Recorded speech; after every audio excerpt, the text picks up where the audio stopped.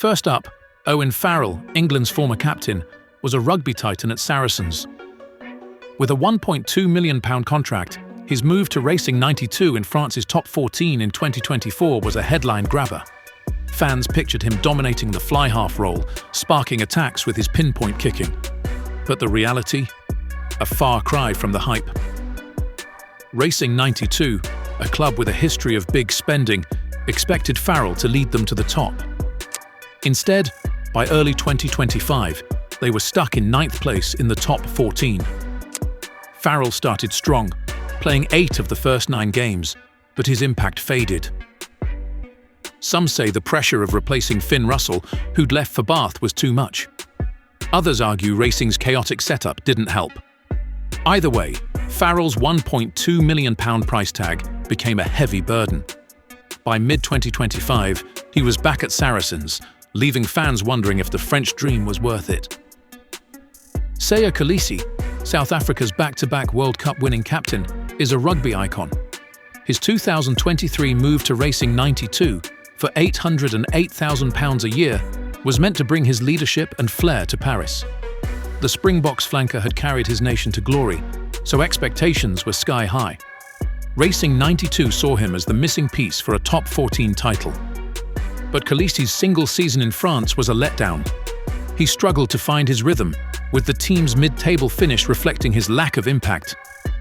L'Équipe didn't hold back, naming him among the top 14's biggest flops alongside Farrell. The top 14's physical demands and Racing's high-pressure environment seemed to overwhelm him. By 2024, Kolisi was back in South Africa with the Sharks, leaving Racing to rethink their strategy. The club even freed up his salary to chase new talent, admitting the move didn't work. Kolisi's legacy remains untarnished, but his French chapter? A rare misstep for a rugby legend. Benji Marshall was a rugby league superstar in New Zealand, dazzling fans with his flair for the West's Tigers. In 2014, he switched codes to join the Auckland Blues in Rugby Union's Super Rugby, chasing a new challenge.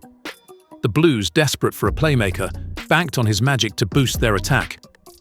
Fans packed the stands, expecting league-style sidesteps and no-look passes. But Marshall's Union stint was a disaster. He struggled with the game's complexities.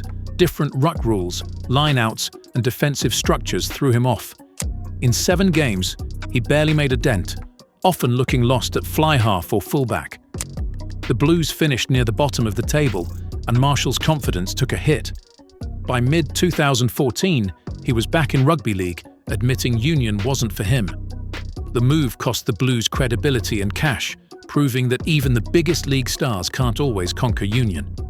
Chris Ashton, England's former try-scoring machine, was known for his blistering pace and iconic ash-splash dive. After a brief stint at Harlequins in 2021, he joined Worcester Warriors, hoping to revive his Premiership career. Worcester, rebuilding after financial woes, saw Ashton as a veteran leader to guide their young squad.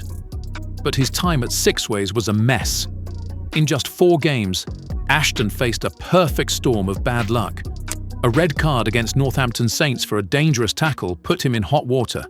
Then, knee and calf injuries struck, keeping him off the field. Worcester's season spiraled, and Ashton's leadership couldn't turn the tide. By the end of 2021, he was gone, retiring soon after. The move, meant to bring stability, instead highlighted how injuries and disciplinary issues can derail even the biggest names. Stephen Donald, nicknamed Beaver, was a hero in New Zealand. His clutch penalty in the 2011 Rugby World Cup final secured the All Blacks' victory over France.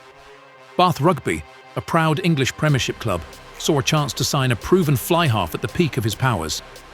In 2011, they brought him to the recreation ground, expecting him to lead their backline with the same cool-headed precision. The hype was real. Fans dreamed of a World Cup winner steering Bath to glory. But reality hit hard. Donald's time at Bath was a struggle from the start. Injuries plagued him, limiting his game time and disrupting his rhythm. When he did play, he couldn't replicate the magic he showed in New Zealand. His kicking, usually a strength, lacked consistency, and his playmaking didn't gel with Bath's style. In 38 appearances over 2 seasons, he failed to make a lasting impact. Fans grew frustrated, and critics pointed out his inability to adapt to the Premiership's physicality and pace. By 2013, Donald was back in New Zealand, playing for the Chiefs. Bath's gamble on a World Cup hero turned into a costly misstep, proving that even champions can falter in a new environment. Johnny Sexton is an Irish rugby legend, a fly-half whose vision and kicking have defined Leinster and Ireland for years. In 2013, Racing 92 in France's top 14 swooped in with a big money deal that shocked the rugby world. At 28, Sexton was at his prime, fresh off leading Ireland and the British and Irish Lions. Racing 92 hoped he'd bring his razor-sharp game to Paris, turning them into title contenders.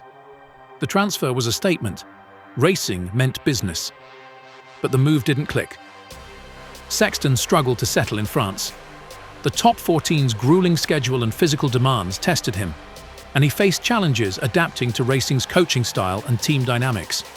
Injuries didn't help, with a string of minor knocks disrupting his consistency. In 2 seasons, he played 37 games, a decent number, but his performances rarely matched his Leinster form. Fans expected the Sexton who orchestrated pinpoint attacks, but instead, he looked out of sync. Off the field, homesickness and cultural differences weighed on him. By 2015, he returned to Leinster, where he rediscovered his spark. Racing 92's investment didn't deliver the trophies they craved, marking Sexton's stint as a high-profile flop. Siya Kolisi, the Fijian captain, brought power and flair to any team. Known for his bone-crunching tackles and try-scoring ability, he was a star at Toulon before joining Sale Sharks in the 2024-25 Premiership season. Sale hoped the 35-year-old centre would bolster their backline and bring leadership to a squad chasing a playoff spot. The move was seen as a major coup, with Kolisi's experience expected to shine. But the dream fizzled fast.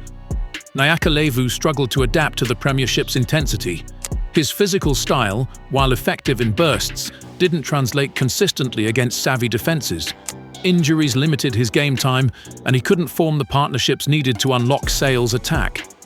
Fans grew restless as the Fijian star's impact remained minimal. By mid-season, Sale released him, and he joined Ospreys in the United Rugby Championship. Expectations were high again. Ospreys saw him as a key piece in their rebuild. Yet history repeated itself. Kolisi's stint at Ospreys was short-lived, with form and fitness issues persisting. He made little difference, and his departure left both clubs wondering what went wrong. His transfers highlight how even a proven star can struggle when the fit isn't right. Miles Muliaina, another All Blacks legend, was a fullback with over 100 caps and a 2011 World Cup winners' medal. In 2014, Connacht, an ambitious Irish side, signed the 34-year-old to add experience and star power to their squad. Fans were thrilled. Here was a player with a trophy cabinet most could only dream of. Connacht hoped he'd mentor their young backs and lead them to new heights in the Pro 12, but the move was a letdown. Muliaina's age and wear from a long career caught up with him. Injuries, including a calf issue, sidelined him for much of his first season, limiting him to just 6 appearances. When he played, he showed flashes of his old class, but the spark was gone. The physical demands of the Pro 12 exposed his declining speed and recovery. Off the field, he was a positive influence, mentoring players like Bundy Aki, but on the pitch, he couldn't deliver the game-changing moments Connacht craved. By 2016, he left for Zebra, and Connacht moved on. Muliaina's brief stint showed that even the biggest names can struggle when father time comes calling. Rugby is a brutal game, and the transfer market, even more ruthless. For every smart signing, there's a flop waiting to happen. Clubs gamble millions, fans dream big, but when the whistle blows, reputations are on the line.